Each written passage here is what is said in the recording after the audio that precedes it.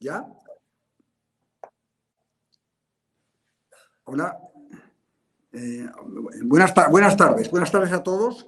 Durante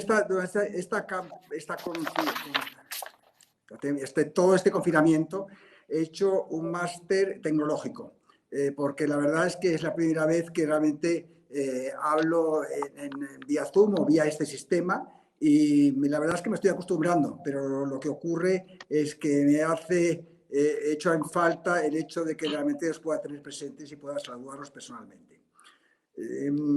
Se trata hoy de que veamos un poco el efecto de la pandemia con respecto a la sociedad en general. El círculo, como sabéis, está muy vinculado al tema cultural, y nosotros fomentamos sobre todo la cultura. Pero la cultura, realmente sin una economía y sin unas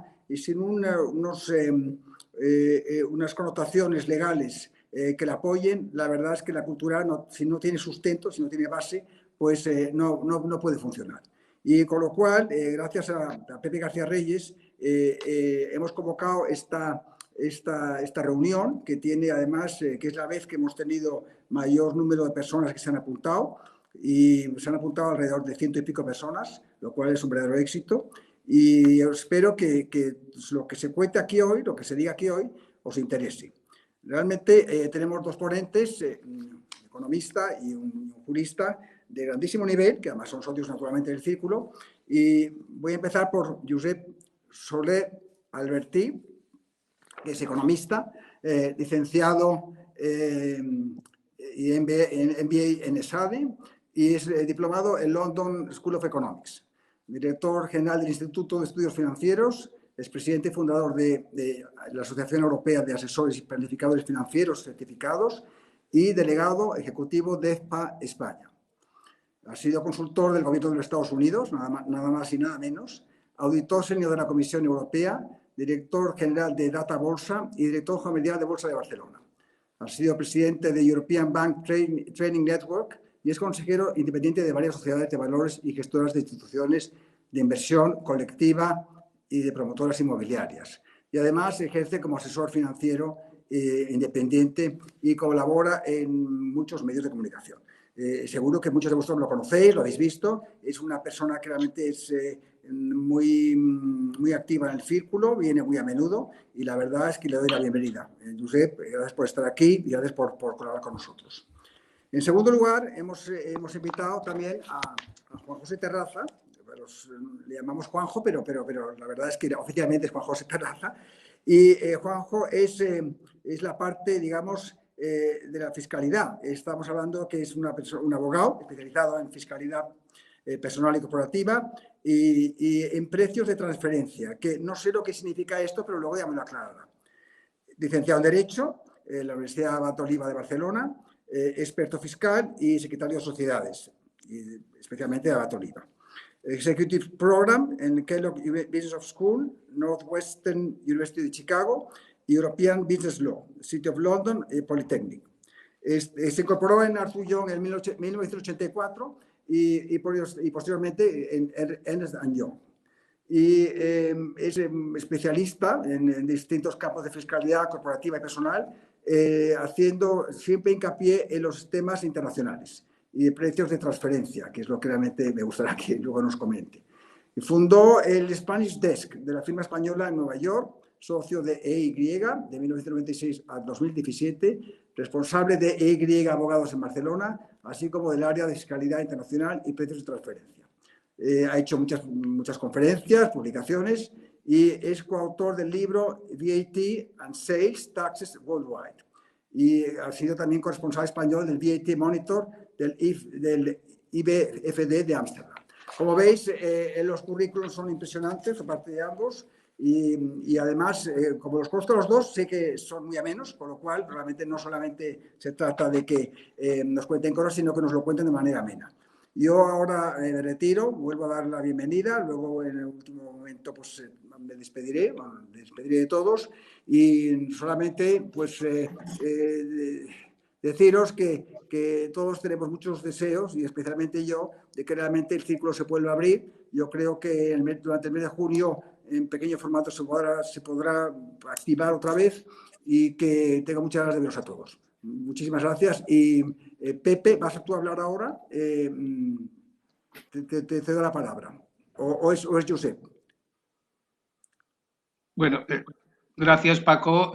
Simplemente voy a actuar de moderador y asistir en lo que pueda en esta charla interesantísima. Ya has dado tú el preámbulo. Creo que el círculo, aparte de los temas culturales y musicales, pues creemos que estos dos elementos, uno que es las secuelas de la pandemia en la economía y luego el sistema jurídico de libertades, etcétera, nos concierne absolutamente a todos. Y eso es lo que hace el círculo, preocuparse de estas cosas, aparte de la cultura y de la música y la cultura, que son los dos grandes pilares del círculo. Creo que esto es muy interesante. Pues nada, simplemente eso, saludar a todos y agradecer a los que se han incorporado a esta charla telemática, y bueno, pues Josep, tienes la palabra. Josep Soler. Sí, muchas gracias. Muchas gracias, Paco, Pepe, presidente y vicepresidente del Círculo, por darme esta oportunidad, pues, de poder contribuir un poco. La verdad es que no sé si a la tranquilidad o a la intranquilidad, ¿no? Porque realmente lo que es seguro es que en estos momentos necesitaríamos un poco más de unas dosis de optimismo mayores que las que creo que voy a dar, ¿no?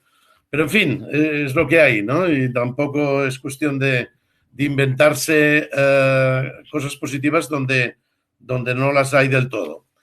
En todo caso, yo creo que Juan José Terraza después hablará de temas muy interesantísimos, más vinculados con la ley, con las libertades, con los temas políticos, aunque la economía realmente también tiene unos componentes políticos muy importantes.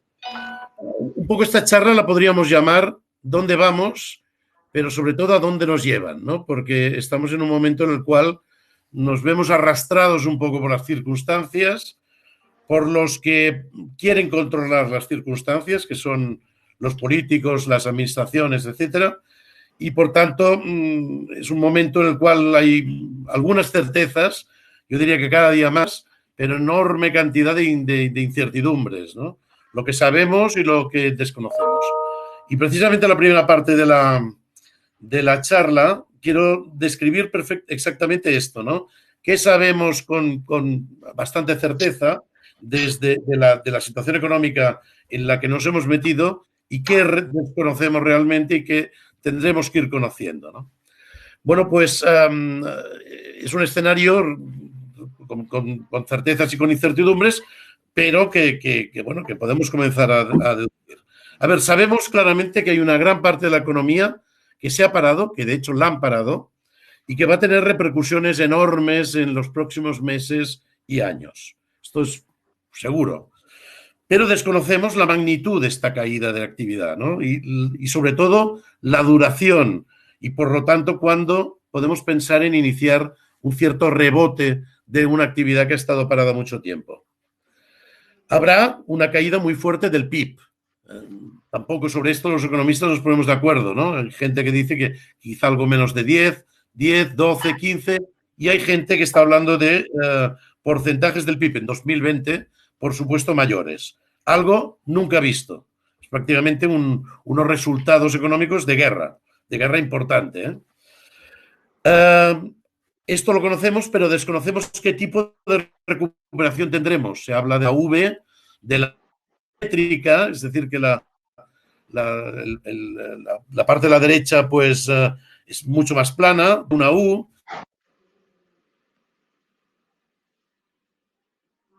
De la recuperación.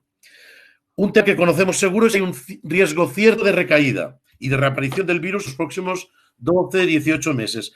Pero desconocemos la probabilidad, la virulencia, si dispondremos de vacuna o de mejor tratamiento y si de alguna forma esto implicará o no una vuelta al confinamiento, una vuelta al parón económico. Sabemos que habrá sectores muy afectados y otros mucho menos. Por lo tanto, habrá ganadores y perdedores. Lo que no sabemos es si estos sectores perdedores caerán o los sostendremos, a lo mejor con nacionalizaciones incluso. Y cuáles de estos sectores que sufran más, que se desvaloricen completamente, pues a lo mejor serán objeto de compra por empresas o por entidades de otros países. Habrá, también lo conocemos seguro, una gran pérdida de ocupación, habrá cierres de empresas, habrá desaparición de autónomos, pero también aquí desconocemos con qué magnitud, si salvaremos puestos de trabajo, si salvaremos puestos de trabajo y empresas zombies o solamente aquellas que tengan una viabilidad. Tenemos un mercado de trabajo bastante inflexible y, por tanto, hay peligro que mantengamos una serie de ocupaciones, una serie de empresas, de actividades que a lo mejor hubieran caído igual sin que nos hubiéramos encontrado con el COVID-19. Habrá, certeza también, un empobrecimiento global. Afectará a todo el mundo, incluso a algunos que salgan casi indemnes, pero que por la globalidad del daño, pues también tengan su repercusión. Desconocemos cómo se repartirá este empobrecimiento. A lo mejor la forma de repartirlo seguramente sería una reducción igual de rentas y de salarios, pero esto es imposible de hacer y sobre todo en este país. Desconocemos también cuántos años tardaremos para recuperarnos, para alcanzar a lo mejor la situación en la que estamos en enero. Somos de los países, esto es otra certeza, de los países peor preparados para combatir económicamente esta recesión en la cual ya estamos. Teníamos, antes de empezar, un déficit público todavía elevado, un altísimo endeudamiento. Recordemos que prácticamente lo habíamos triplicado desde el inicio de la anterior crisis en 2007-2008. Tenemos poca productividad, tenemos una economía de país poco productiva y, por tanto, no sabemos si lograremos suficiente apoyo exterior para esta recuperación. Indiscutiblemente necesitaremos ayuda. Estamos en una situación en la cual no podremos recuperarnos por nuestra propia cuenta. Sabemos que hemos puesto en marcha las primeras medidas que les podemos llamar paliativas de la parada económica. Son los ERTES, son las garantías de créditos, serán las rentas mínimas, será algún retraso mínimo de pago de impuestos. Pero las preguntas, lo que desconocemos exactamente es si son equivalentes a estas medidas a las de otros países. Si funcionan bien, si funcionará bien su operativa. Pepe, me parece que te oímos porque tienes el micrófono encendido. ¿Se mantendrán más allá del estado de urgencia estas medidas? Es decir, este intervencionismo se mantendrá más allá. No lo sabemos todavía hasta cuándo se cerrarán estas medidas paliativas. Aunque haya ayudas directas europeas, desde ayer estamos bastante seguros que esta ayuda europea va a venir, en parte al menos, con ayudas directas, generaremos un elevadísimo déficit adicional que no podrá financiarse con impuestos, porque va a caer la recaudación. Está cayendo la recaudación. Es importante pensar, hoy me lo ha preguntado precisamente un medio de comunicación que me dicen, oye, si tenemos una deuda pública de aproximadamente 1,2 billones, ¿qué porcentaje del PIB sería este endeudamiento público? Digo, bueno, una cosa es lo que teníamos hace 4 meses, que era, pues aproximadamente estábamos en el 97-98% del PIB como endeudamiento del país. Pero hoy sabemos que nuestro PIB es menor ya. Si estimamos que la caída de PIB en este año sería, imaginaros, un 10%, seguro que ya hemos perdido un 5%. Con lo cual, curiosamente, la deuda ya se nos ha colocado en un 110% del PIB real. Esto todavía no lo habéis visto en noticias porque no hay noticias concretas, pero esto ya nos encontramos en estos momentos así. El Banco Central Europeo, esto lo desconocemos, podrá seguir apoyando a los bancos y comprando deuda. ¿Hasta cuándo el Estado español podrá continuar financiándose en los mercados como está haciendo hoy todavía? ¿Y por qué? ¿O usaremos finalmente el Fondo de Rescate Europeo? Esto que está realmente anatemizado, ¿no? por el gobierno español, porque se cree que si pedimos ayuda a este Fondo de Rescate Europeo será como si estuviéramos pidiendo ya un rescate, lo cual es falso, es un instrumento condicionado, por supuesto, a que hagamos determinadas cosas, pero perfectamente válido. Bueno, para la recuperación seguro que se requerirá esfuerzo y muchos sacrificios, pero ¿sabemos si habrá acuerdos políticos que permitan hacer estos esfuerzos y estos sacrificios con más unidad, con más consenso? ¿Sabremos hacer las reformas de nuestra economía? ¿Sabremos flexibilizar esta economía que realmente en estos momentos es demasiado rígida? ¿Tendremos alguna locomotora exterior? ¿Tendremos a Alemania funcionando dentro de unos meses ya con fuerza y por tanto que sea el país que nos arrastre, ¿no?, un poco en esta recuperación? ¿O vamos a tener una recesión muy parecida en todos los países y no tendremos ninguna ayuda exterior, ¿no? No tendremos los Estados Unidos, que también están en recesión, no tendremos el resto de países europeos, y aunque tengamos una relación comercial con China, China sí se está recuperando ya, será seguro una locomotora insuficiente. O bien nos ahogará el déficit, el endeudamiento, los posibles impuestos adicionales, etc. ¿Alguna certeza más? Bueno, habrá cambios relevantes en la economía y en la sociedad, pero en los hábitos de consumo, es decir, ¿variaremos los hábitos de consumo? ¿O dentro de unos meses estaremos ya no tenemos ninguna prevención, volveremos a viajar exactamente igual, a consumir exactamente igual? Porque recordémoslo, lo más importante es que consumamos, que gastemos. Esto es muy importante para la recuperación económica. En la percepción de los riesgos, que toca más el tema empresarial, ¿cuánto tiempo durará esta cierta prevención que seguro que tenemos para invertir, para asumir riesgos? ¿Hasta cuándo? En el papel del Estado y de los gobiernos, ¿será permanente este mayor intervencionismo económico que hoy tenemos que aceptar? Porque al final es el gobierno que paró la economía, por razones correctas, pero el gobierno paró la economía y, lógicamente, ahora el gobierno ha de ayudar a sacarla del parón. Pero este mayor intervencionismo será permanente. Al final acabará con menor libertad. Bueno, esto Juan José se lo tocará mucho mejor. ¿Mantendremos la tendencia actual hacia la sostenibilidad, digamos? Teníamos un cierto consenso que teníamos que avanzar hacia luchar contra el cambio climático, hacia la sostenibilidad, pero ¿serán compatibles estas inversiones que ya teníamos anunciadas con las inversiones que van a ser necesarias para la recuperación económica? Lo desconocemos todavía. Y finalmente, ¿qué afectará a los problemas estructurales de la economía española? ¿Aprovecharemos para arreglarlos mientras salgamos de la recesión o los agravaremos? ¿Se agravarán o mejorarán? Por ejemplo, la sostenibilidad de las pensiones, en principio muy complicado, porque habrá menos cotizantes. No podremos recurrir al presupuesto porque ya están ocupados en otras cosas. Por tanto, ¿lograremos que las pensiones sean más sostenibles? La baja competitividad, la presión fiscal europea, ¿esto lograremos mejorarlo? La baja productividad española, que me refería antes. Y finalmente, ¿el ahorro seguirá tan penalizado como lleva penalizado desde hace 10 años? ¿El ahorro sin riesgo, con tipos cero, tipos negativos? Se producirán cambios, esto seguro, pero ¿serán tendencias nuevas, cosas que desconocíamos? ¿O sencillamente se acelerarán las tendencias que ya conocemos de digitalización, de uniformización, etcétera? Por lo tanto, veis que el diagnóstico de la situación económica tiene muchos, pues no lo sé, ¿no? Muchas cosas que todavía desconocemos, es muy temprana la situación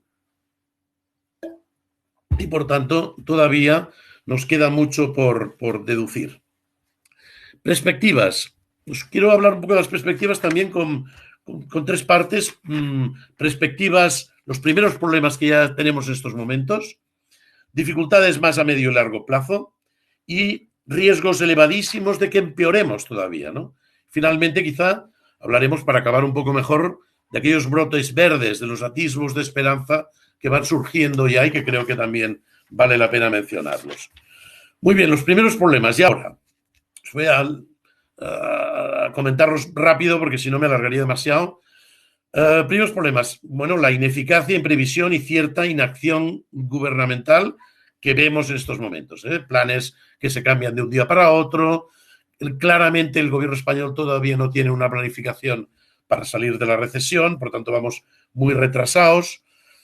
Yo creo que hay una falta de voluntad política para hacer acuerdos y consensos, tanto por parte del gobierno como por parte de la oposición. Hay una cierta creencia que nos va a molestar bastante, ¿no? en esta salida de la crisis, que es la creencia de que hubo una gran austeridad en la salida de la crisis anterior. Bueno, pues curiosamente esta gran austeridad que mucha gente cree que se implantó en la salida de la crisis anterior ha hecho que la deuda, que el endeudamiento se multiplicara por 2,5. Es decir, un 150% más de deuda pública en estos momentos que en el inicio de la crisis en 2007. Hay una poca conciencia de que es necesario, de que el necesario gasto e inversión que vamos a tener que hacer no puede ser ilimitado por las consecuencias y efectos colaterales que puede tener. Entre otras cosas porque no disponemos de este dinero. Tenemos delante nuestro también algunos tics de gobierno, si me lo permitís, de vieja izquierda, ¿no? El ejemplo que las subidas de impuestos ayudan. No, pues las subidas de impuestos, bajo cualquier punto de vista, son contraproducentes en un momento de recesión, ¿no? Y además es muy dudoso que generen más recaudación. Lo más probable es que además generen menos recaudación. Repito, en un momento de clara situación de recesión económica que no encontraríamos ninguna otra.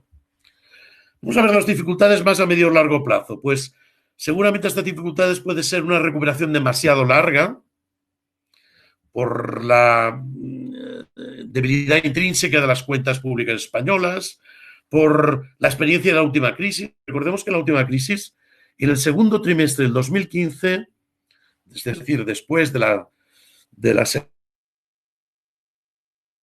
se llegó al primer trimestre del 2009, que era justo cuando recuperamos el tercer trimestre del 2006. Es decir, 9 años después, en el segundo trimestre del 2015, llegamos al nivel del tercer trimestre del 2006.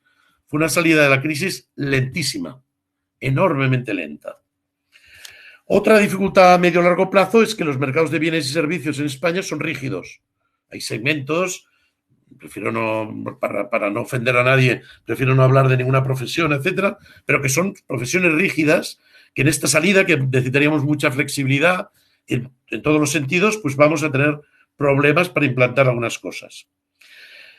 Si implantamos demasiados cojines sociales, que en estos momentos nos parecen obvios, que es importante tenerlos para proteger a los colectivos más desfavorecidos, alerta porque cuando necesitemos ocupación, cuando necesitemos y ofrezcamos empleo, que será desgraciadamente empleo de baja remuneración, pues a lo mejor no habrá incentivo para entrar en el mercado laboral por excesivos cojines. Es decir, esto lo digo como posibilidad, como una alerta, ¿no? De que a lo que nos parece bien ahora, quizá no nos parecerá tan bien dentro de unos meses, de unos años.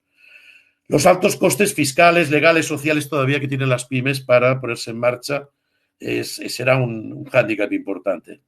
Y como decíamos, pues si aumentamos la presión impositiva, esto será un desincentivo para invertir.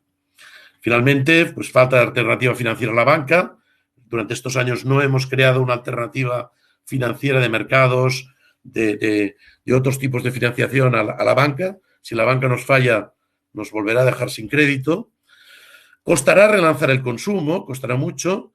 En crisis crece la propensión a ahorrar y además el elevado paro hará que la gente pues se reprima un poco de consumir. Y desgraciadamente necesitamos que la gente consuma.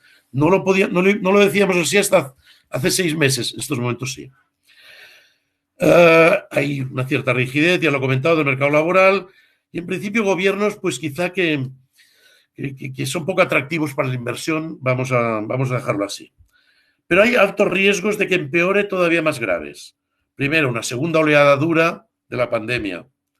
Realizar mal la desescalada, ¿no? Es decir, hacerlo mal, hacer que finalmente no funcione. Que la crisis económica sea tan fuerte que al final genere una crisis bancaria por morosidad, etcétera, y esto se convierta en una crisis financiera. Y por tanto añadamos a la crisis de demanda y de oferta en la que estamos metidos una crisis financiera, con lo cual empeoraremos la situación. Puede ser que obliguen a alguien, algún tribunal alemán o quien sea, obliguen al Banco Central Europeo, que es realmente la gran institución europea que funciona, a dejar, por ejemplo, de comprar deuda pública de los países europeos. Que no le aprueben o se retrase este plan europeo de recuperación que Merkel y el presidente francés acordaron ayer. Hay una elevada recesión de los vecinos europeos, también puede acelerar la nuestra. la asfixia del sector privado por subida de impuestos, lo hemos comentado, que las medidas intervencionistas, que en estos momentos son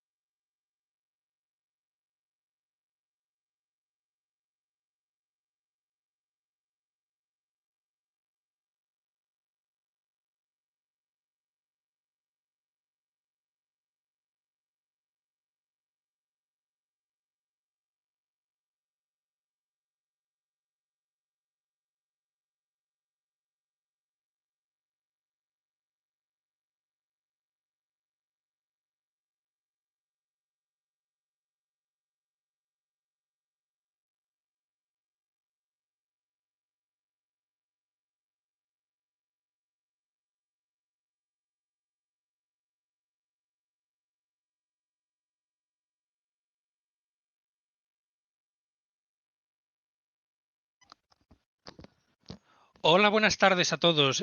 Disculpad que tenga que interrumpir un segundo. Ahora le indicaremos al señor Sule que ha perdido el audio de su conexión. Por favor, esperad todos un momento y lo arreglaremos. Gracias. No, ya está, perdona, había... ¿Cuánto rato hace que no se me oía? ¿Se me oye ahora? Sí, perfectamente. Igual Se oye muy bien. Se me ha dado de baja el micrófono, lo siento. ¿Hace rato? 4 o 5 minutos. No lo sé, hablaba de los brotes verdes, de estos atisbos de esperanza, de estos elementos positivos para acabar la charla.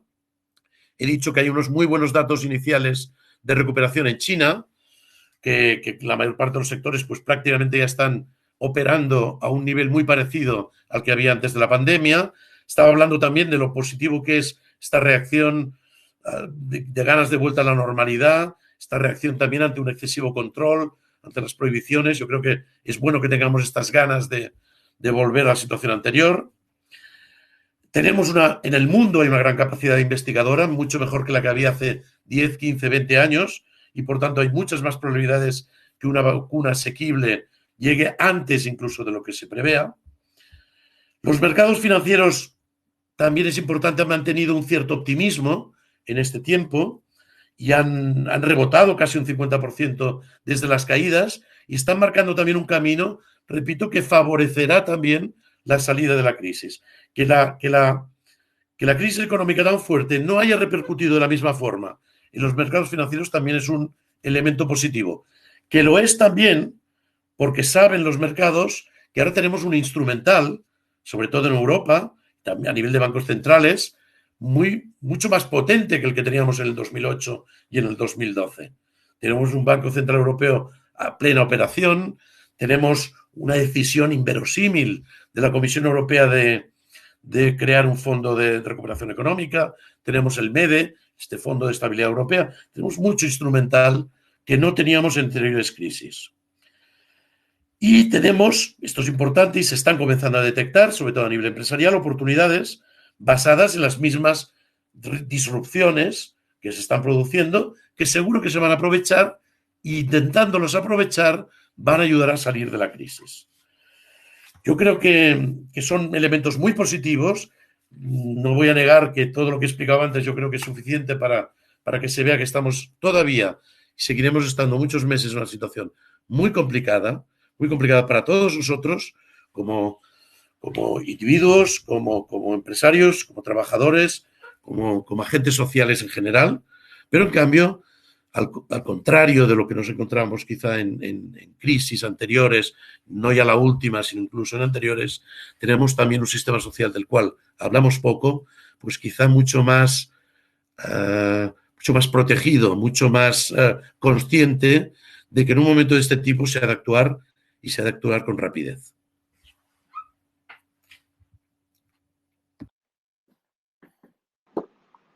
Muy bien, Josep Solé, pues ahora continuará Juanjo Terraza. Muchas gracias, Pepe. Excelente presentación, Josep. Soy, como hemos dicho, soy Juan José Terraza, abogado en Augusta Abogados. Soy un hombre que me encantan los datos. Un dato que realmente me está impresionando estos días es que esta caída que se está hablando del 11, del 12, del 13% este año, pues sea la mitad de la caída que tuvo históricamente España en la Guerra Civil. En la Guerra Civil el PIB cayó un 24 o un 25% y aparentemente ahora va a caer la mitad de eso. Es una cifra realmente muy abultada, ¿no? Estamos en una situación muy seria, ¿no? En vano han fallecido 27.000 personas, ¿no? 27.000 familias españolas que están sufriendo, y esto no me lo quito de la cabeza. Si, por poner esta cifra en perspectiva, si pensáis que el año pasado murieron en accidentes de tráfico en España 1.098 personas, estamos hablando de una cifra de fallecimientos equivalente a lo que puede ser en los accidentes de tráfico de los próximos 30 años, porque esto es una cifra que va cayendo, ¿no? Estamos realmente en una situación grave. Es por la gravedad de la situación que ha conducido al Gobierno a proceder con la declaración del estado de alarma. El estado de alarma es una figura contemplada en nuestra Constitución del año 78, en el artículo 116, en el que dice que una ley orgánica abordará las figuras del estado de alarma, de excepción y de sitio.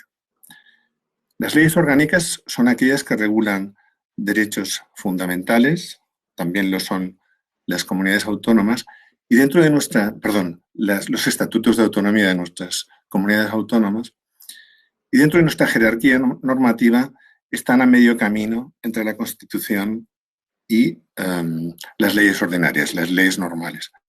Requieren una aprobación por mayoría absoluta del Parlamento. Es decir, dentro de nuestro elenco jurídico son leyes muy importantes.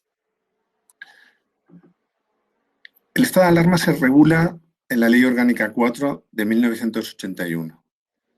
Si recordáis, el 23 de febrero de 1981 sufrimos la tentativa de golpe de Estado por parte de Tejero, el famoso 23F. En aquel momento el Gobierno no tenía ningún mecanismo para abordar esa situación, con lo cual, una vez restablecida la normalidad, el Gobierno de Leopoldo Calvo Sotelo pues presentó ante el Parlamento un anteproyecto de ley.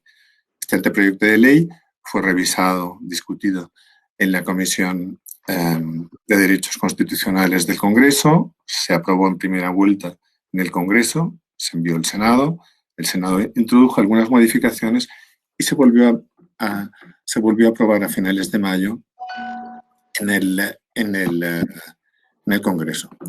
Curiosamente, se aprobó con una mayoría absoluta de casi todos los grupos. Solo votó en contra el PNV y se abstuvo el Partido Comunista y algunos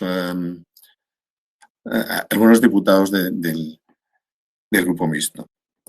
Lo que establece esta ley es que en situaciones de desabastecimiento, de huelgas, de catástrofes naturales, de pandemias, pues el Gobierno podrá declarar el estado de alarma.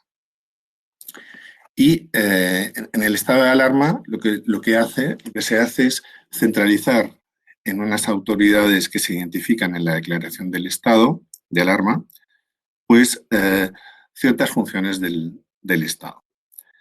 En este caso, la declaración tuvo lugar el 14 de marzo pasado por el Real Decreto 486, en el que se establecía que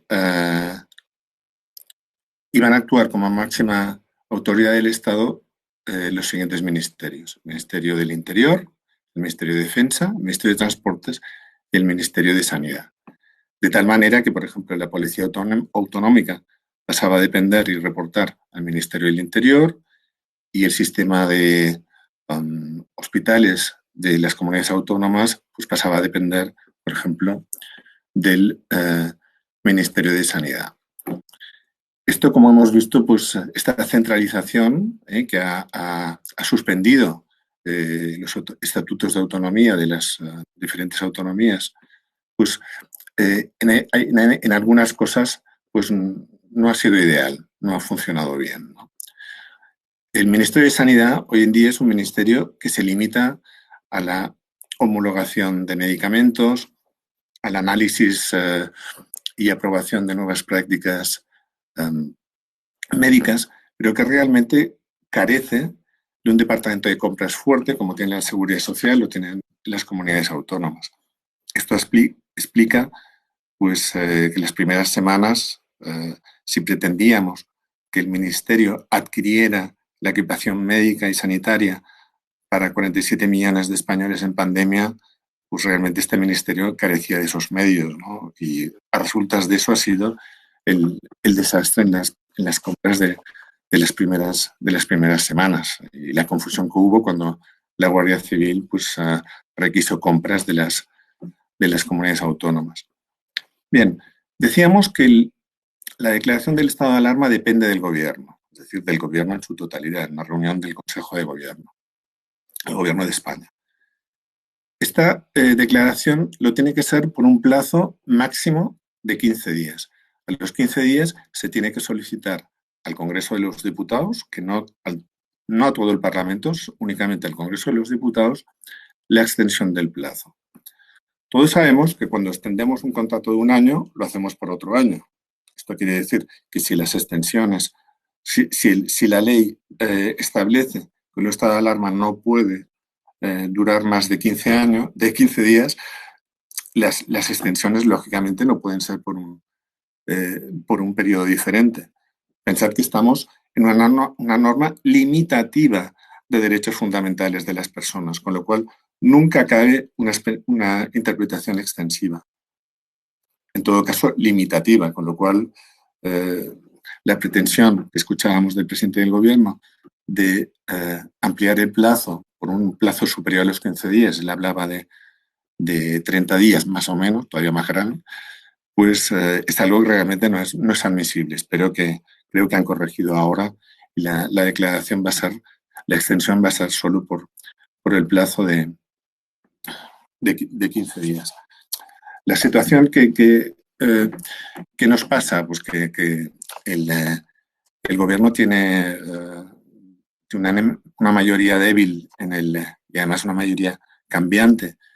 Depende de la cuestión en que se trate, los apoyos para según qué cosas tratan el Parlamento se apoyan un partido u otro y claro, esto pues generar esta mayoría es muy, muy trabajosa, por eso entendía él o pretendía el Gobierno el alargamiento por un plazo de 30 días y no solo de 15, ¿no? Por esta misma razón, estamos viendo que hay realmente estos días una vorágine legislativa muy importante. La semana pasada llevábamos, en el año 2020, 18 reales decretos ley aprobados. Es una barbaridad. ¿Qué es un real decreto ley? Un real decreto ley es una norma dictada por el Gobierno, que no por el Parlamento, que es después aprobada a posteriori, una vez entrada en vigor, por el propio Parlamento. Es una norma que está redactada por los servicios del Ministerio de turno, es aprobada por el Gobierno e, insisto, una vez ha entrado en vigor es remitida al Parlamento.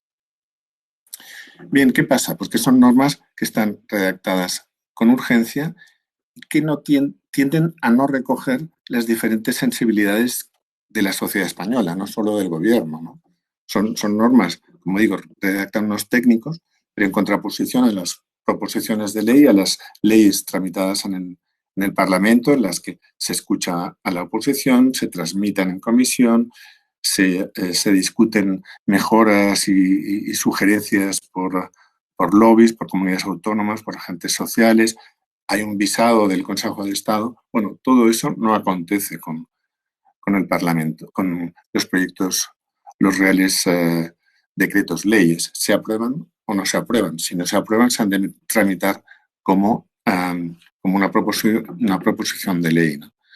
Entonces, ¿qué vemos? Que realmente, dada la situación de emergencia y dada la debilidad parlamentaria de este gobierno, también en gobiernos anteriores, o sea, no solo es una crítica al Partido Socialista, porque en épocas anteriores, gobiernos anteriores de Rajoy, hemos tenido situaciones similares, y también en algunas comunidades autónomas acontece esto, ¿no? Hay un abuso de la gobernanza por decreto de emitir normas vía Real Decreto Ley, ¿no?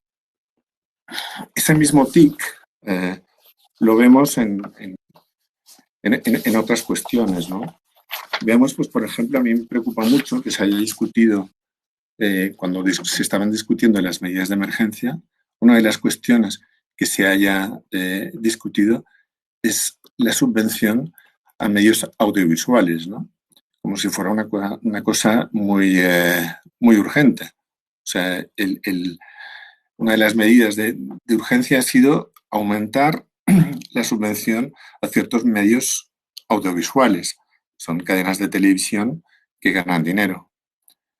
¿Pero qué consecuencia tiene esto? Pues otra vez que se limita la crítica política. Esto no ocurre con los medios por Internet, pero que sí que está ocurriendo en radios y televisiones. Es difícil a veces distinguir la línea editorial de ciertas emisoras privadas, ya sean de radio o de televisión, con respecto a emisoras públicas, ya sean autonómicas o nacionales, ¿no? Y eso, a su vez, está empobreciendo la calidad de nuestra democracia. De la misma manera que no deja de sorprender, pues, que comisiones delegadas del gobierno, como la de los técnicos que están encargados de establecer la desescalada, tengan una composición secreta. No estamos hablando del CNI, estamos hablando de técnicos sanitarios, de epidemiólogos, y desconocemos su formación. Esto en un Estado democrático, francamente, no me parece aceptable. Siguiendo con la cuestión de las libertades, y hoy en día con que todos tenemos móvil, pues me preocupa particularmente dos cuestiones, ¿no? Por un lado, hemos visto estos días que la Guardia Civil, el general de la Guardia Civil, ha manifestado, pues, que están haciendo un seguimiento para luchar contra las fake news, cosa que me parece bien, pero vemos que se nos está limitando, pues, la capacidad de remisión de memes en WhatsApp. Y luego escuchamos, pues, que Facebook, el propietario de WhatsApp, ha contratado, pues, a un proveedor de servicios vinculado a La Sexta, ¿no? Y esto justo cuando todo el mundo está utilizando estas herramientas, porque estamos encerrados en casa, pues te deja ciertamente intranquilo, ¿no? También vemos que para evitar seguir la trazada o el trazo de los contagios, se quiere hacer un seguimiento de los móviles a futuro. Un seguimiento que no es un seguimiento de un perfil ciego, como puede ser ahora la encuesta esta que se hizo el mes pasado, que se hacía un seguimiento de las costumbres de los españoles, a qué hora nos levantábamos, qué trayectos hacíamos, pero un seguimiento totalmente ciego, no se sabía quién estaba haciendo qué. Bien, esto se quiere cambiar y se quiere hacer un seguimiento de los móviles para asegurarnos el seguimiento de los contactos con personas que puedan haber estado enfermas. En principio puede ser un fin que sea aceptable, que sea loable, pero claro, en manos de ciertas personas, pues te deja intranquilo el hecho de que te puedan te puedan controlar. Si ellos saben pues que frecuento ciertos ambientes o voy a estos servicios religiosos, en fin, pueden ir desdibujando un perfil de mi persona que realmente esté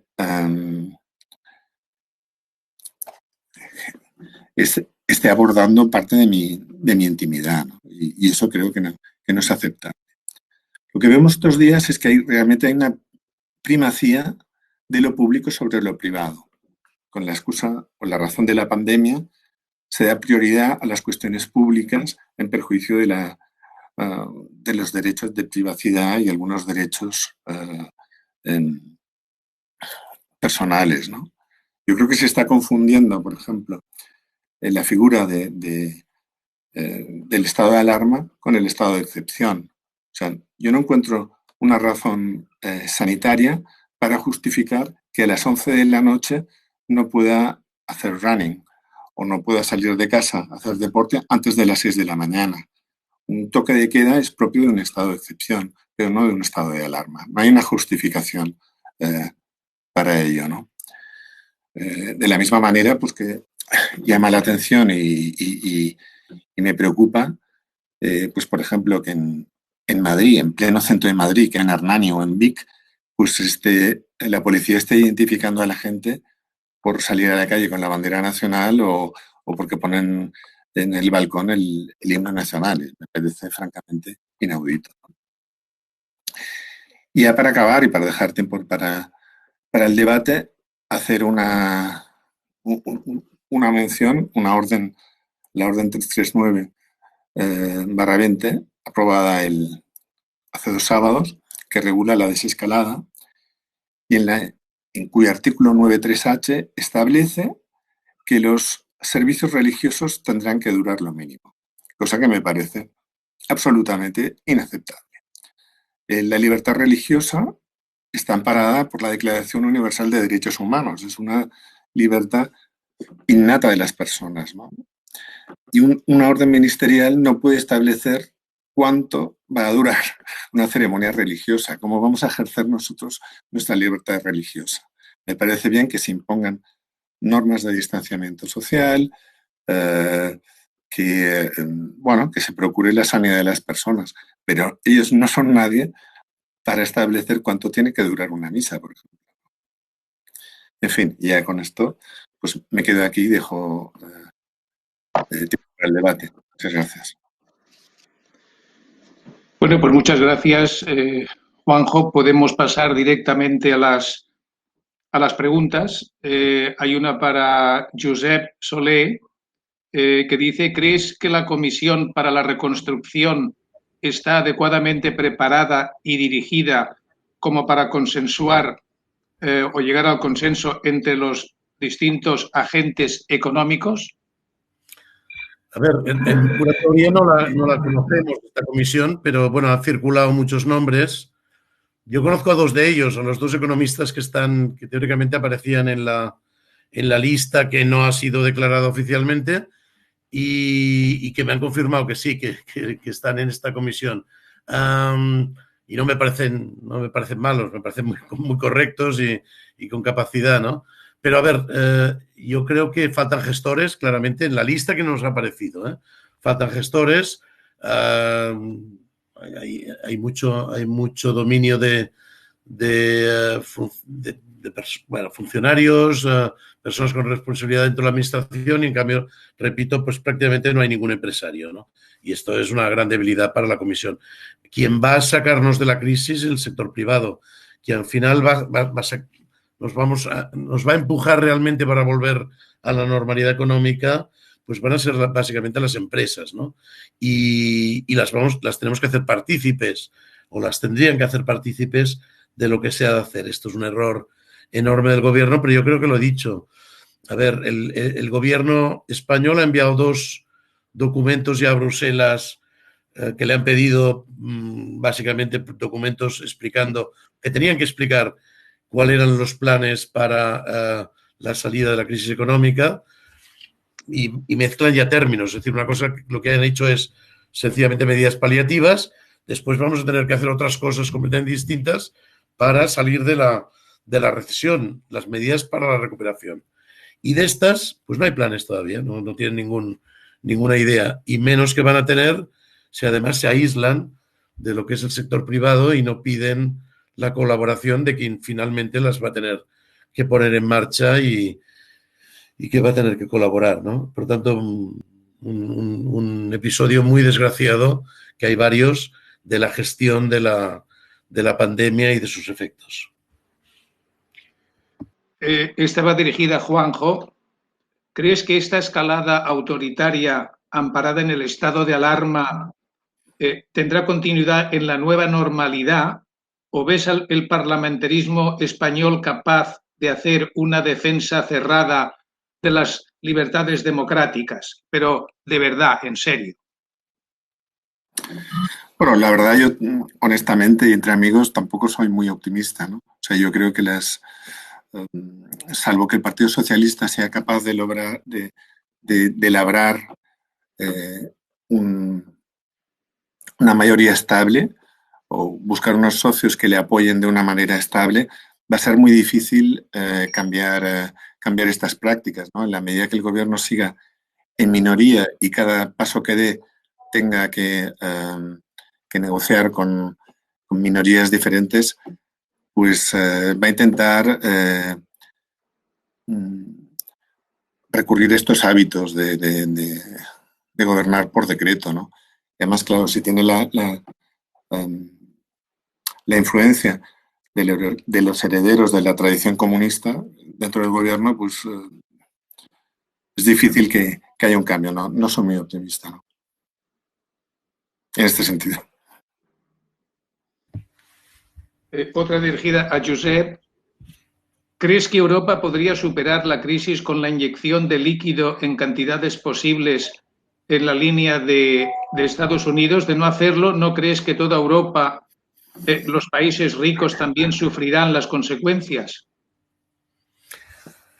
A ver, lo que es seguro es que en los primeros momentos de una caída económica como la que hemos tenido, tienes que generar bastantes cosas, pero tienes que generar una red de protección para las empresas y para los individuos, sobre todo para los individuos que no tienen otras posibilidades de sobrevivir, ¿no? Y aquí se ha producido claramente. Una red de protección puede ser la estructura de los ERTES, que se han puesto prácticamente en funcionamiento también en todas partes de Europa, pero que se está pagando con una lentitud enorme, que tienen sus procedimientos y por tanto que son operativamente, si tienes una administración complicada, pues son muy lentos. Otras formas pueden ser pues rentas que generes, pero esto se está viendo que hasta la discusión de las rentas mínimas pues también es muy lenta. Lo que han utilizado los americanos es el helicopter money, es decir, la distribución a todo el mundo prácticamente de cheques, que esto es facilísimo de tramitar porque te vas al banco, lo cobras y lo puedes empezar a gastar ya cuando salgas del banco, ya con tu dinero en el bolsillo, que también tiene sus inconvenientes, porque primero, seguramente lo están recibiendo mucha gente que no lo necesita, ¿no? Y que por tanto se lo guarda y no se traslada a donde se ha de trasladar, que es a la supervivencia de gente que no tiene otros medios de vida y además a gastar, que esto sería importante. Y esto lo puedes utilizar, por supuesto, durante un tiempo determinado. Pero, es decir, tiene una gran ventaja, lo rápido que es decir, cobras el cheque y ya estás comprando comida, ya estás pagando el alquiler, estás lo que necesites. Y contrariamente a lo que hemos utilizado en España, por ejemplo, que los ERTES cuesta de cobrarlos, que los créditos se retrasan 3 semanas. Para las empresas son procedimientos muy lentos y que operativamente no son buenos en un momento determinado como este, que la urgencia la tienes hoy, no dentro de 2 o 3 semanas. Estás actuando hoy, tienes que actuar hoy. Pero al mismo tiempo, pues es seguramente un poco más injusto, ¿no? Porque es muy difícil encontrar la manera de que el helicopter money y el talón pues se ajuste exactamente a las necesidades de cada persona. Que no digo que tampoco se ajuste con nuestro sistema. A ver, yo creo que el más importante que esto es el volumen. En Estados Unidos el volumen de la ayuda inicial, de esta ayuda paliativa, es bastante más importante que en Europa en general. y en muchos países de Europa, pues más importante que en España. Lo que pasa es que no nos engañemos, pues hay muchos países en Europa que tienen más posibilidades, son países más ricos, más saneados, que tienen un margen de superávit económico pues importante y que por tanto se pueden permitir efectivamente esto. Nosotros, una vez más, venimos de unos años en los que podríamos haber ahorrado, para decirlo de alguna forma, y haber estabilizado las cuentas públicas, y no lo hemos hecho. Esto es así, ¿no? Y bueno, pues ahora lo pagamos pues teniendo mucho menos margen de maniobra para estas medidas, estando mucho más dependiente de que finalmente se confirmen las ayudas europeas, etcétera, etcétera. Yo a veces pienso, viendo el desastre de la operativa de muchas medidas que hemos tomado aquí, que efectivamente aquí hubiéramos tenido también que hacer lo del helicóptero money, ¿no? Bien, hay dos preguntas que tienen que ver con el turismo, las fusionaré.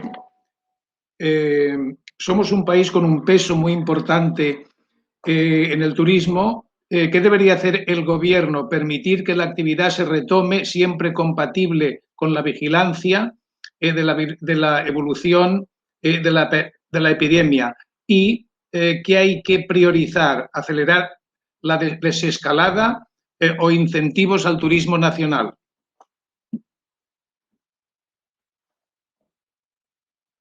Para mí, entiendo, ¿no? Sí. Soluciones y milagros no hay. Este es uno de los sectores que recibe más, que va a sufrir más, clarísimamente.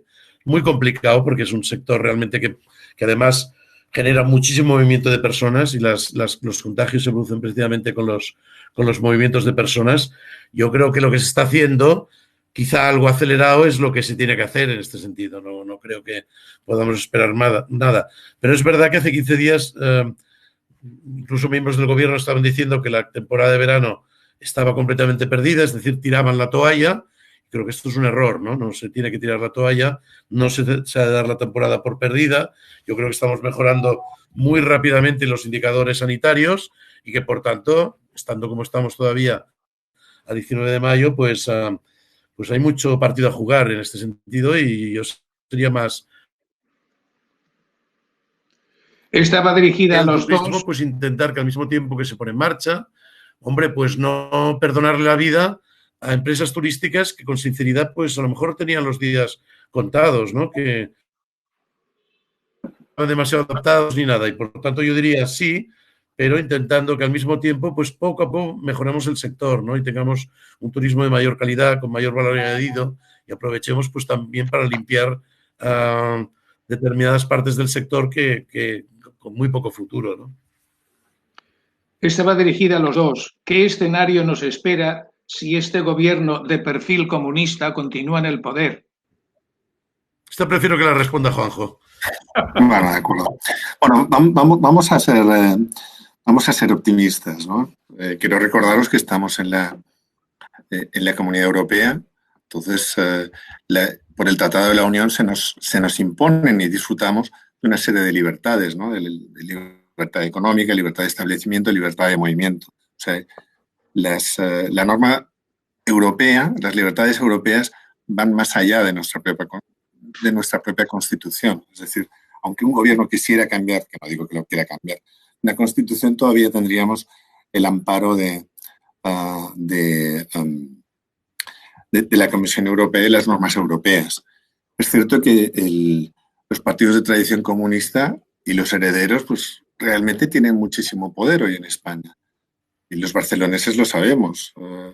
Colau tiene en su partido herederos del PSUC. El presupuesto que ha aprobado la Generalitat ahora el 1 de mayo, que ha sido inaudito, con cosas como la subida de la tasa turística un 55%, que se dice pronto, ahora con los hoteles cerrados y con total falta de transparencia. Estoy seguro que nadie había escuchado esto. Subida de la tasa turística del 55%, ahora el 1 de mayo.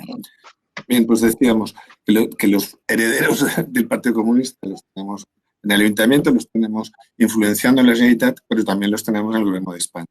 Pero bueno, por poner las cosas en perspectiva, estamos dentro de la Unión Europea, estamos en estado constitucional y la verdad, como la situación de endeudamiento es tan alta, por mucho que se vuelvan locos, pues tampoco hay tanto que gastar, ¿no? Porque estamos viendo que la economía decrece y estamos hablando de una deuda del 115-120% del PIB, pues tampoco hay tan margen de maniobra, con lo cual os quiero transmitir esta tranquilidad o tranquilizaros con, por un lado, el paraguas europeo y tristemente por la situación económica. Bueno, ya, claro, siempre podríamos llegar hasta Venezuela, ¿no? Pero esperemos que no. En fin. ¿Cómo valorar el acuerdo de ayer, Merkel-Macron, la emisión de deuda por la Comisión Europea de 500.000 millones de euros, tanto para salir de la crisis como para el futuro de la UE? Aquí añadiría yo, Josep, que ayer estuve oyendo el programa 60 Minutes de CBS y Jerome Powell ha insuflado en la economía americana 3 billones y se atrevía a decir que para finales en el último trimestre de este año la cosa empezaría a ir mejor. ¿Cómo se compara esto con lo que está haciendo Europa? Bueno, a ver, la persona que hace esta pregunta creo que él lo contestaría mejor porque la conozco y seguro que incluso tendría una respuesta más adecuada que la mía. A ver, yo tengo que valorarlo muy bien y esto lo he hecho y además lo he hecho en público, en medios. Esta mañana me han pedido una pequeña intervención en radio y he sido muy optimista. A ver, optimista, ¿por qué soy optimista? Porque hace una semana, 15 días, 3 semanas, pues dábamos por liquidada la Unión Europea, decíamos que no sabía responder, que si respondería sería con falta de solidaridad, bla, bla, bla, bla, bla, bla, etcétera. A la Unión Europea se la mata cada lunes y cada miércoles, ¿no? Y por tanto, y tiene bastante vida.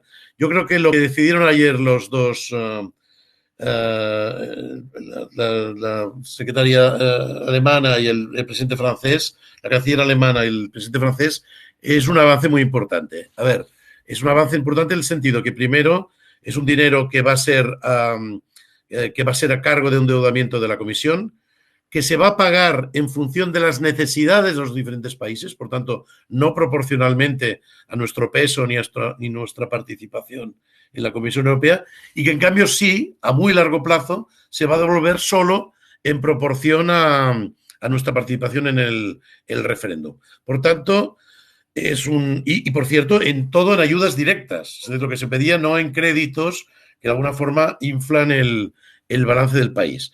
Por lo tanto, es un avance muy importante.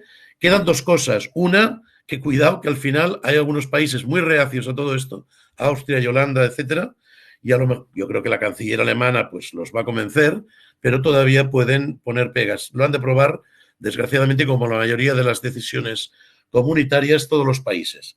Y segundo, que efectivamente, Pepe tenía toda la razón, estamos hablando de una cantidad que seguro que es insuficiente. Lo que pasa es que no contamos solamente con esto, contamos con otros instrumentos. Esto es una ayuda de la Comisión Europea, ayuda directa. Hay otro fondo de la Comisión Europea de prácticamente 100.000 millones precisamente para dar garantías a los ERTEs de cada país. Hay una cantidad inmensa de dinero para comprar endeudamiento que nos permite seguir endeudándonos a tipos muy bajos del Banco Central Europeo, que compra prácticamente todo lo que estamos emitiendo. Esto es importantísimo. Y hay una entrega de liquidez casi ilimitada a los bancos, también del Banco Central Europeo. Podríamos decir otras líneas del BEI, del Banco Europeo de Inversiones, etcétera. Por tanto, si sumáramos todos estos, que no se pueden sumar porque son cosas diferentes, pero cuidado, en Europa comenzamos a tener cifras también bastante importantes. Yo en principio soy muy optimista. Lo que falta ahora es que primero que se apruebe esta medida de ayer y probablemente que la multipliquen al menos por 1,5 hasta 750, idealmente, evidentemente, hasta el billón de euros, que seguramente ya sería una medida que nos daría bastante tranquilidad. Ahora, dicho esto, no todo es disponer de dinero. Después los países lo han de gastar, lo han de invertir correctamente y lo han de invertir sobre todo en elementos de la economía que tengan multiplicador.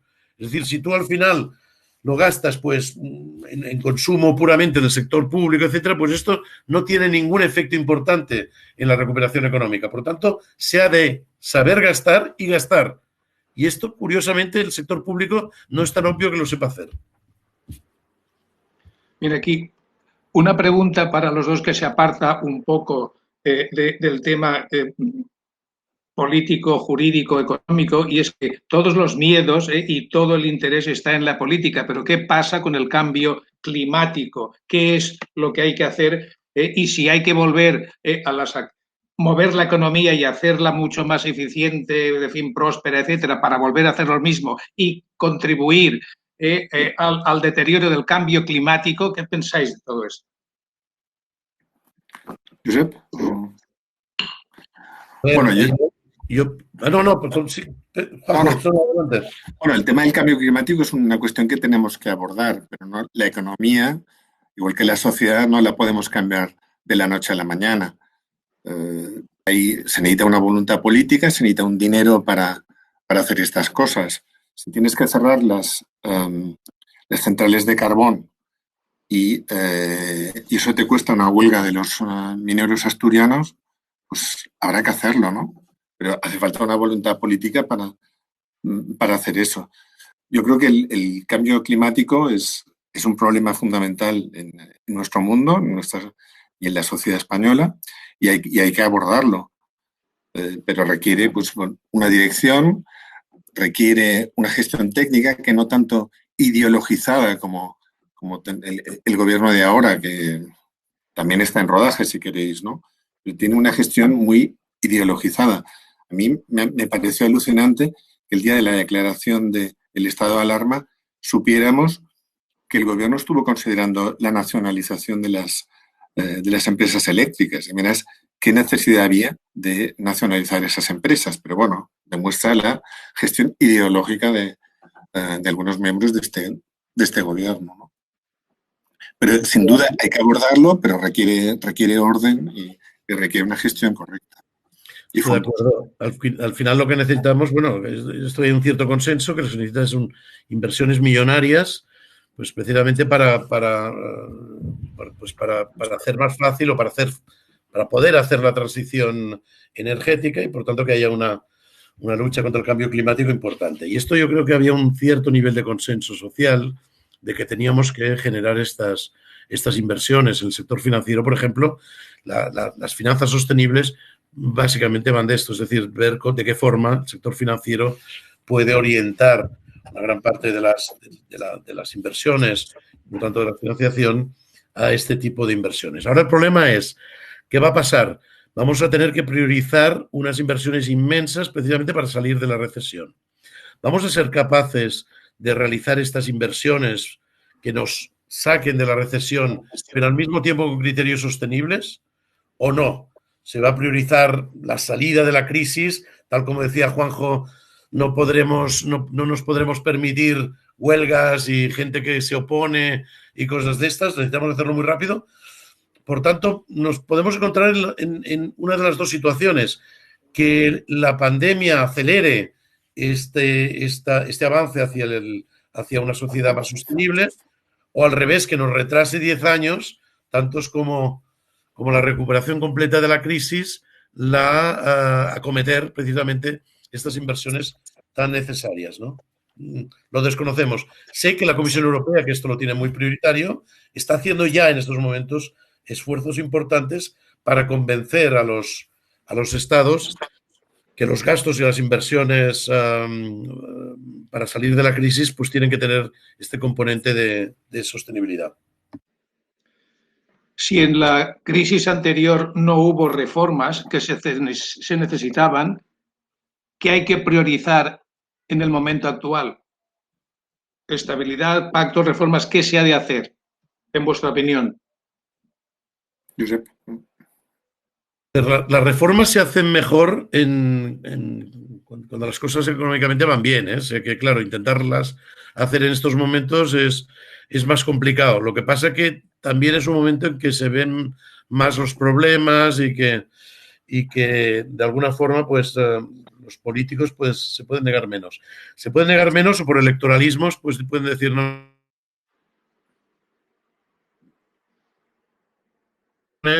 Y esto hacerlo pues sin ton ni son, ¿no? Se pueden producir las dos cosas. yo soy relativamente pesimista, porque si no hemos hecho reformas y continuamos avanzando como una gallina sin cabeza, digamos, durante todos estos años, pues va a ser muy difícil cambiar esta tendencia, digamos, de la política, ¿no? Este país necesita unas reformas, y hablamos a nivel político, pues muy importantes, empezando por un sistema electoral nuevo, que puede crear un parlamentarismo diferente, una reconsideración de las diferentes administraciones, yo creo, un prestigio de la política que no existe, ¿no? Hay gente que se queja, es que estos políticos cobran demasiado, yo creo que cobran poco, y por esto hay mucha gente de un cierto nivel que no quiere hacer política, ¿no? ¿Y por qué? Porque no está prestigiado hacer política. Y esto es un problema, ¿no? Pero bueno, esto tendríamos que hablar, otro día hablaremos, porque ahora ya me estaba yendo hacia otros derroteros. Esa también va para los dos. La brecha entre las exigencias de la gestión pública y la privada se va ampliando.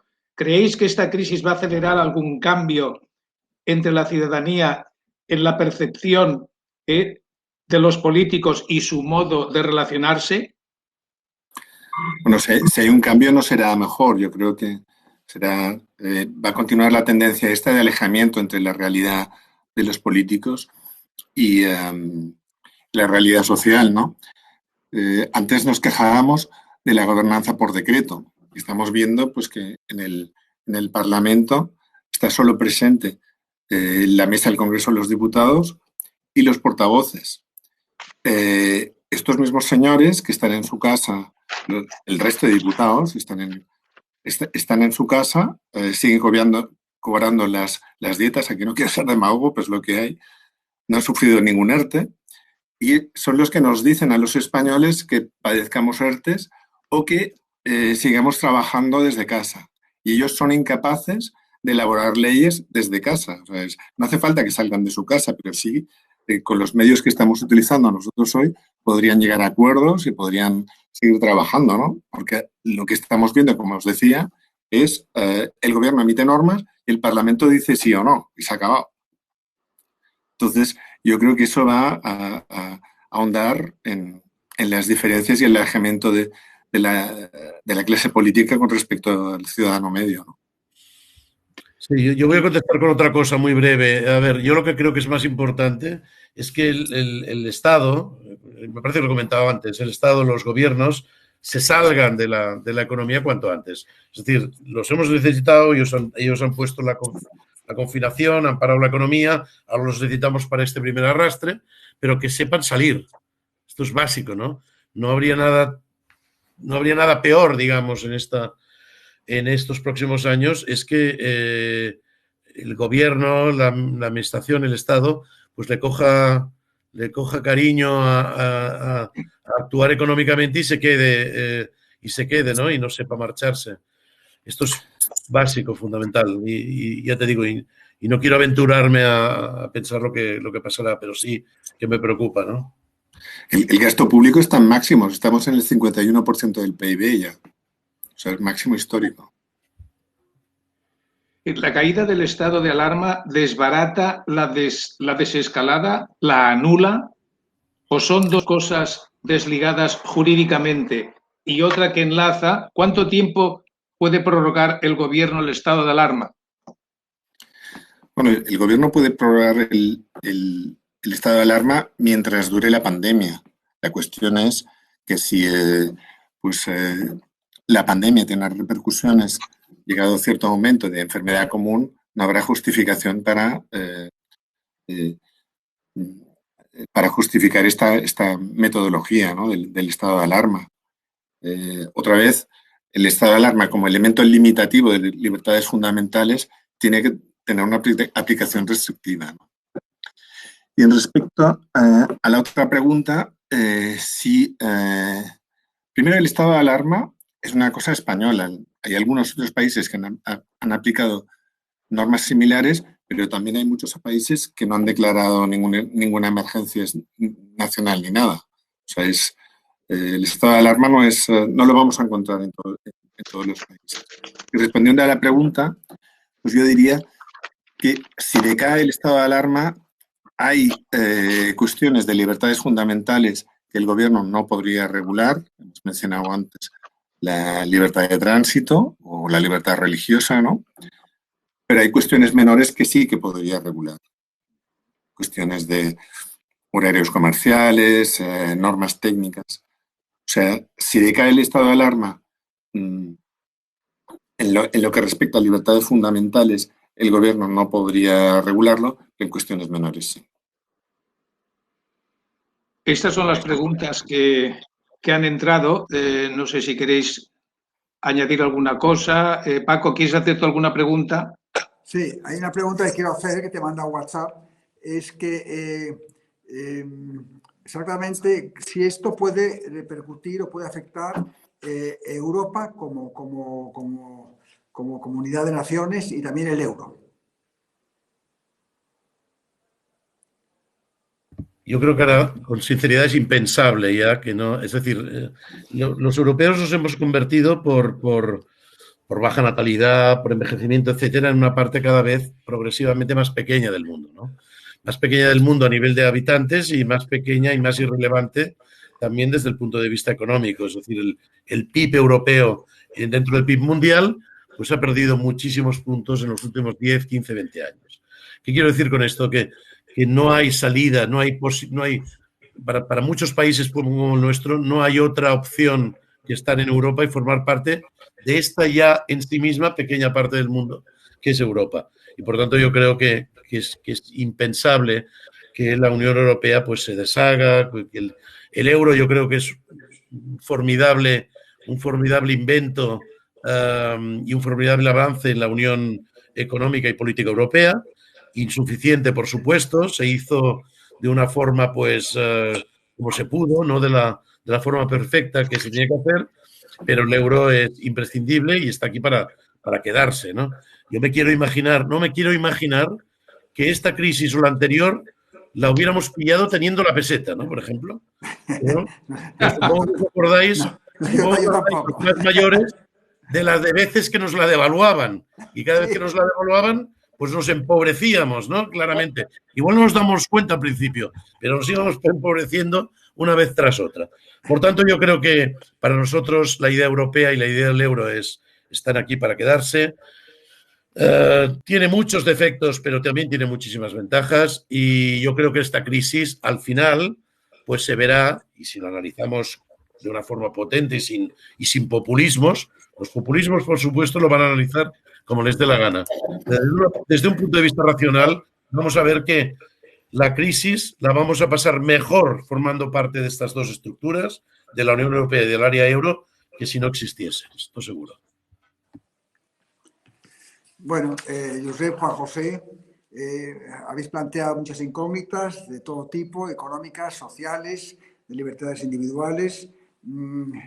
Josep, gracias porque también el inicio de tu discurso ha sido muy poco optimista, pero luego has hablado de los brotes verdes, la verdad. Y ha habido un momento que además que no te he podido escuchar, no sé por qué, no sé si a todas las personas también le ha pasado, o sea que me he perdido parte de la cosa muy negativa.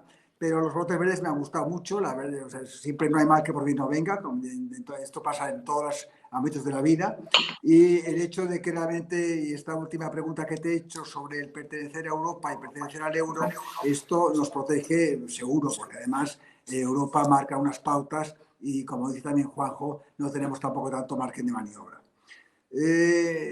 Los hábitos de consumo que hablas tú, yo creo que lo habéis hablado los dos, pero sobre todo Josep, para el tema de la recuperación. En cualquier caso, pues ligo este tema del hábito de consumo con respecto al círculo, y cuando el círculo se abra, yo invoco a los socios que vengan a consumir al círculo.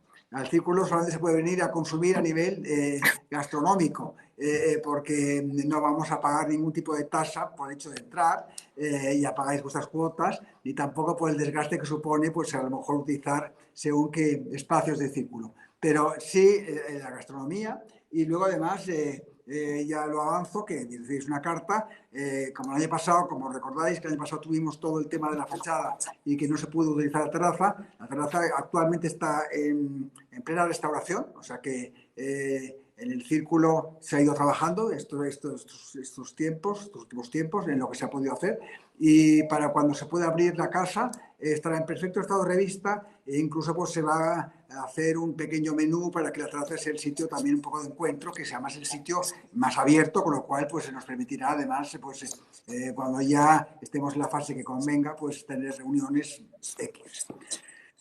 Nada más, Pepe, mil gracias por haber organizado todo esto. El sistema ha funcionado razonablemente bien, o sea que la verdad es que es la primera vez que yo me conecto en este. Bueno, hemos tenido una prueba, pero en el fondo no es la primera vez que tenemos esto. Y bueno, si hace falta hacer algo de este tipo en el futuro otra vez, pues lo volveremos a hacer. Pero yo creo y confío que realmente las próximas reuniones las podamos hacer ya físicamente en el Círculo. Quisiera... Adelante. Quisiera aprovechar para felicitar a los ponentes. Ha sido esclarecedor, interesantísimo. Nos hubiera gustado tener quizá más tiempo, llevamos hora y media. Y como digo, quisiera aprovechar porque el día 8, Josep Corbella, el periodista de La Vanguardia, nos hará una sesión sobre la pandemia y sobre el virus propiamente dicho, resumen de todo lo que ha pasado y con alguna perspectiva. Pepe, gracias a vosotros, al Círculo, por darnos esta ocasión de participar en esto. Me permites que agradezca también al equipo técnico del Instituto de Estudios Financieros que ha dado soporte a la transmisión, a Marc y a Verónica, que están aquí detrás. El único que se ha equivocado soy yo, apagando el micrófono. Por tanto, yo no tengo ninguna responsabilidad del momento de silencio. Era todo mío y gracias a ellos también y sobre todo a vosotros por darnos esta ocasión. Muchas gracias. Gracias a todos. Espero veros en el Círculo pronto. Un abrazo a todos. Un abrazo.